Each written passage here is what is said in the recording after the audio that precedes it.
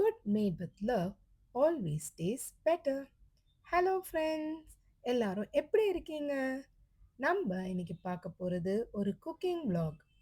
Today's dish is paneer yakhni. இது ரொம்ப mild creamy Kashmiri special dish. காரம் கம்மியாக இருக்கும், அதனால கிட்ஸ்க்கு ரொம்ப பிடிக்கும். ஃபஸ்ட்டு நம்ம ஒரு மசாலா பவுடர் ரெடி பண்ணணும். அதுக்கு சோம்பு, சீரகம், மிளகு, காஞ்ச மிளகாய், மல்லி, ஏலக்காய், பட்டை, ஒரு சின்ன பிரியாணி இலை, இது எல்லாத்தையும் ட்ரை ரோஸ்ட் பண்ணி மிக்ஸியில் பவுடர் பண்ணிக்கலாம். பன்னீர் யாக்னி ஒரு காஷ்மீரி டிஷ். யாக்னினா தயிர் பேஸ்ன்னு சொல்லுவாங்க. காஷ்மீர் ஃபேமஸ் மட்டன் யாக்னியோட வெஜ் வெர்ஷனில் பன்னீரை வச்சு செய்கிறது.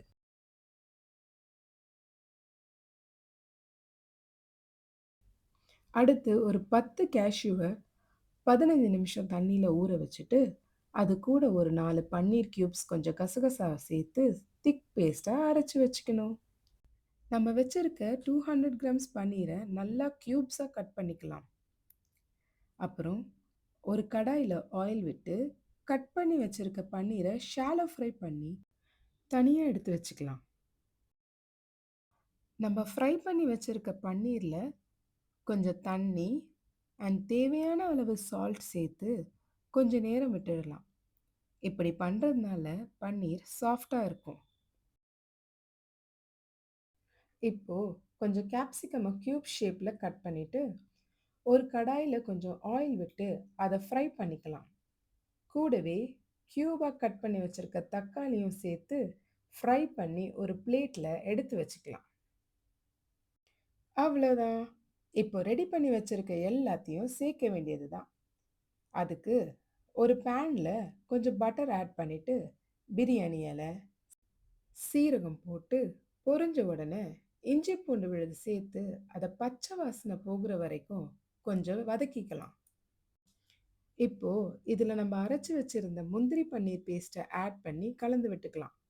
ரொம்ப கட்டி ஆகுற மாதிரி தெரிஞ்சால் கொஞ்சம் தண்ணி ஆட் பண்ணிக்கோங்க.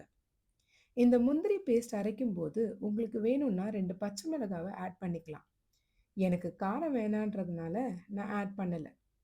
அப்புறம் கேஸை லோ ஃப்ளேமில் வச்சு ஒரு கப் தயிர் அதில் சேர்த்துக்கலாம்.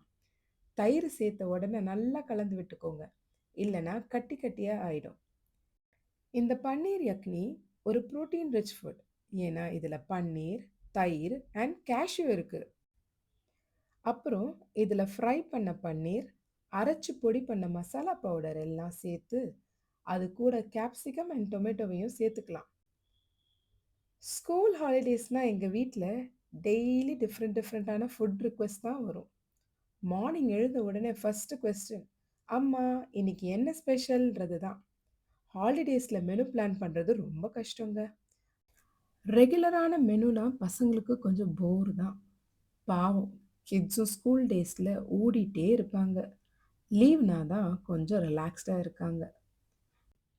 இப்போது தேவையான அளவு உப்பு சேர்த்து கொஞ்சம் கசூரி மேத்தியை பவுட்ரு பண்ணி தூவிக்கலாம்.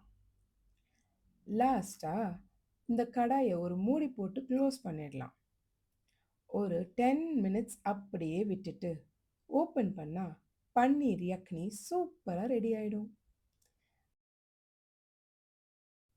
இது சப்பாத்தி, நான், ரோட்டி, ஃபுல்கா, ஜீரா ரைஸோட பெஸ்ட் காம்பினேஷன். இந்த டிஷ்ஷை ட்ரை பண்ணிவிட்டு எப்படி இருக்குன்னு கமெண்ட்டில் சொல்லுங்கள். வீடியோ பிடிச்சிருந்தா லைக் அண்ட் சப்ஸ்கிரைப் பண்ணுங்கள். நெக்ஸ்ட் வீடியோவில் மீட் பண்ணலாம் friends. Until then, take care. Bye.